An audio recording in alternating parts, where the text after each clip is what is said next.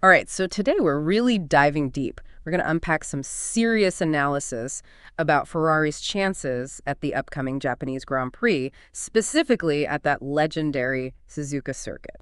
And our intel for this deep dive comes straight from the F1 Blogs channel. They've got this video titled, hang on a sec, Ferrari puede tocar fondo in Japan. I think that translates to something like Ferrari could hit rock bottom in Japan. Definitely sets the tone, doesn't it? Yeah, a bit ominous, for sure. But hey, that's why we're here, right? Got to figure out why F1 Blogs is feeling so pessimistic about Ferrari's chances. We'll look at their history at Suzuka, how that track is just so unique, and all the technical stuff going on in F1 right now. Buckle up, because this is going to be a wild ride. So let's rewind the clock a bit. Ferrari's recent history Suzuka is, well, let's just say it's not exactly filled with champagne showers. Yeah, not a lot of podium celebrations for the Scuderia in Japan lately. The F1 Blogs analysis really drives this point home, highlighting how Red Bull and Mercedes have basically turned Suzuka into their own personal playground for over a decade. It's crazy when you think about it. The last 11 races at Suzuka have been won by either Red Bull or Mercedes. 5 wins for Red Bull, 6 for Mercedes. Talk about domination, and Ferrari's last win there. We're talking 2004 with Michael Schumacher at the wheel, over 20 years ago. So the big question, as the analyst puts it, is, why has Ferrari struggled so much at Suzuka? What's the deal? Well, the analysis points to one factor as the main culprit, aerodynamic efficiency. Suzuka is a real beast in that department. Okay, break that down for me. What makes it such a challenge for the cars, aerodynamically speaking? Think about the first sector. With those iconic easies corners, you need massive downforce to nail those turns. But here's the kicker. There's only one DRS zone on the main straight, and it's pretty short, even slopes downhill a bit. So the DRS advantage you usually get isn't huge. Right, so you can't rely on DRS to make up for a draggy car. Exactly. And that's where the dilemma for teams comes in, right? You need the downforce for the corners, but if you slap on too much wing, you'll be a sitting duck on the straights where DRS isn't available.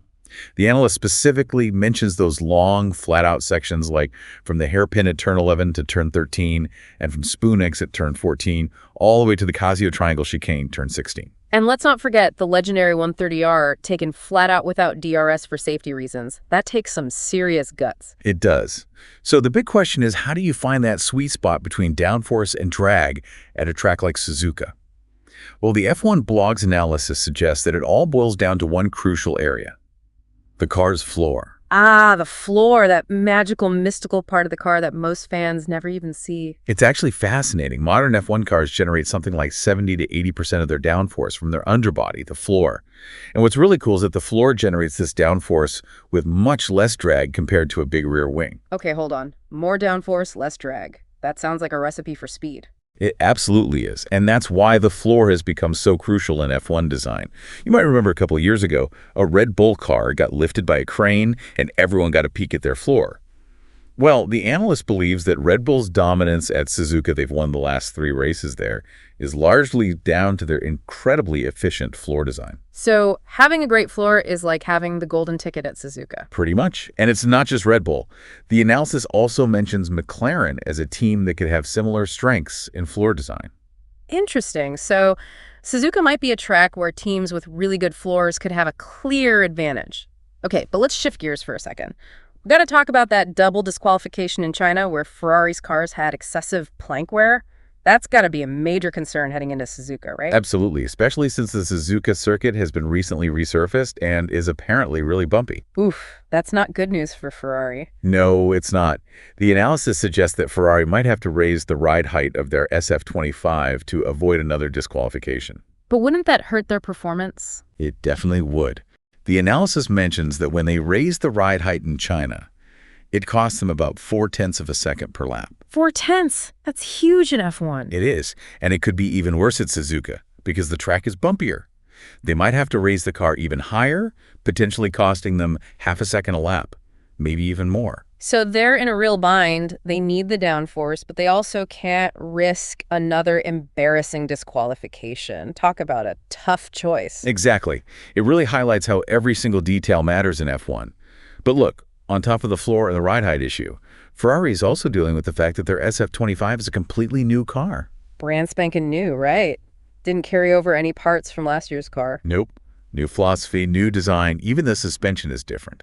And while that could be great in the long run, it also means they're still learning about the car. And Suzuka, with all its unique challenges, isn't exactly the easiest place to be experimenting. Definitely not a track where you want to be figuring things out on the fly. And speaking of figuring things out, remember all that talk about mini DRS earlier in the season? Those flexible rear wings that some teams were using? Oh yeah, that caused quite a stir. It did.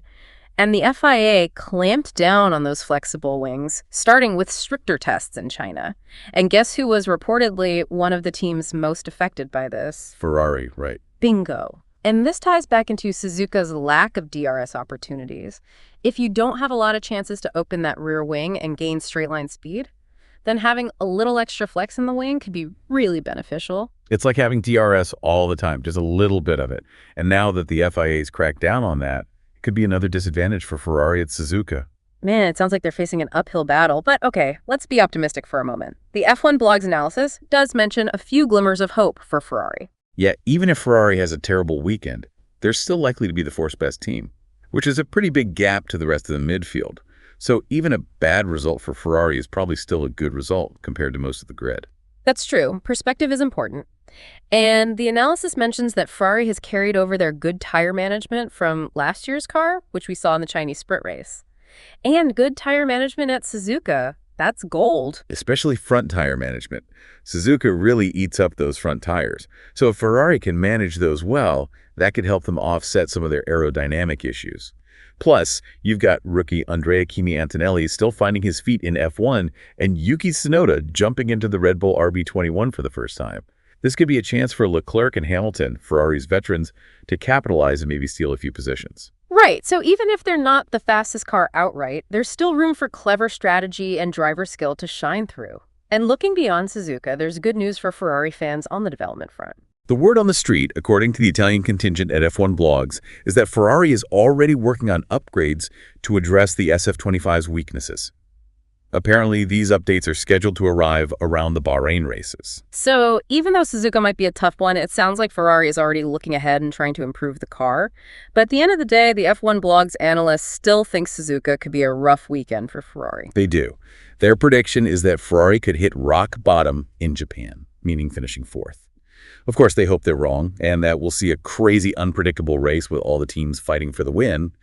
But based on their analysis, things aren't looking too rosy for Ferrari at Suzuka. Well, there you have it, folks. A deep dive into why F1 Blogs thinks Ferrari might be in for a tough time at the Japanese Grand Prix.